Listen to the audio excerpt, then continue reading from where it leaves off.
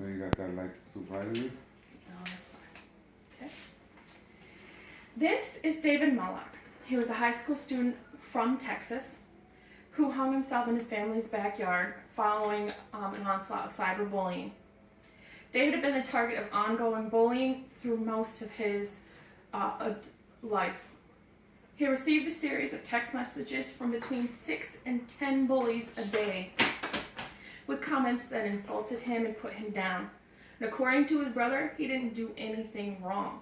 All he did was just have a good-looking girlfriend. This is Ryan Halligan.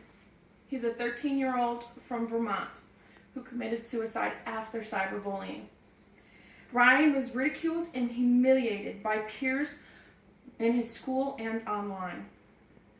The boy that had bullied Ryan since 5th grade and who briefly befriended him was the main culprit of his bullying. This is Phoebe Prince, a 15-year-old from Massachusetts. She hung herself from cyberbullying. Phoebe was a newcomer to her school and was a victim of cyberbullying because her date to the school, which was a high school football senior. She was subject to onslaught of bullying and was called derogatory names on Twitter, Craigslist, Facebook, and in person at school. Even after her death, the girls left vicious messages on her Facebook page that was created in her memory. And the list goes on. I stand before you with the argument that parents should be charged or fined for their child's bullying, especially if it results in a suicide, better known as bullicide. According to bullyingstatistics.org, the correct definition of bullicide is suicide caused by the result of bullying.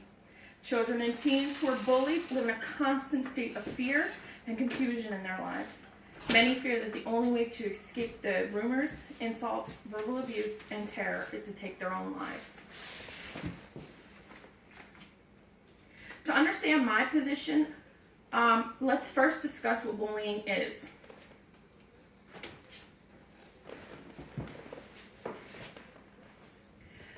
The full definition of bullying from stopbullying.gov is bullying is unwanted aggressive behavior among school-age children that involve a real or perceived power imbalance.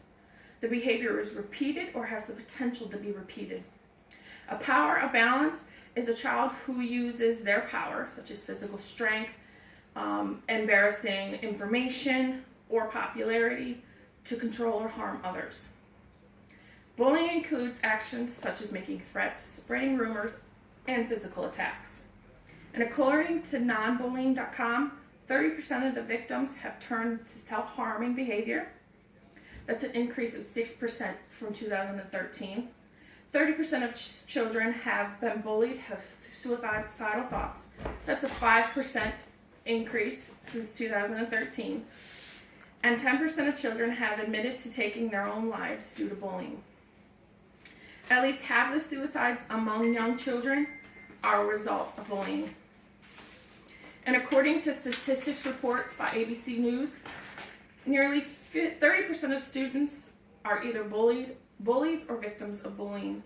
And 160,000 children stay home from school every day because of fear of being bullied. There are several types of bullying. You have physical, social, verbal, and cyber. And nowadays, with the access to phones and computers, cyberbullying has increased rapidly. Nonbullying.com states that 81% of teens admit that bullying is a lot easier to get away with online. First, the victims often don't know who's bullying them or why, because the cyberbullies can hide their identity with anonymous emails or screen names. Second, bullying can go cyber, which means a large number of people are aware of bullying via the internet. Third, it's easier to be cruel using technology because the bullies can't immediately see the response of their victims.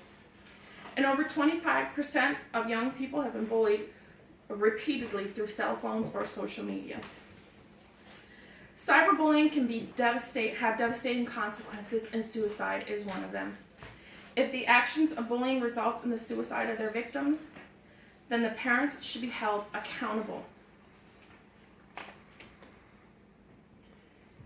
And in one small town in Wisconsin, the Common Council has allowed parents of children who are bullies to be fined $114. The city appears to be the first in the country to allow the parents to be fined. The council also amended its ordinance to include criminal actions for disorderly conduct, unlawful use of technology, and harassment. This all sends a clear message to the citizens that harassment will not be tolerated. All of this per cyberbullying.com. In America, we have a parental liability, which holds parents accountable for and financially liable for the behavior of their children. And it's believed that parents who are negligent in their responsibility to provide suitable parent care and supervision. Under this ordinance, parents are allowed to be held liable for their children's actions. Mark O'Hara, a correspondent for CNN, said, if children kill someone using a parent's gun, the children are held responsible. So if a child breaks the law using a computer or their cell phone, the parents should also be held responsible. How is this any different? Parents need to understand that technology they give their children can be used to break the law and inflict harm. Parents also need to understand that allowing their children the privilege of going online comes with responsibility and liability.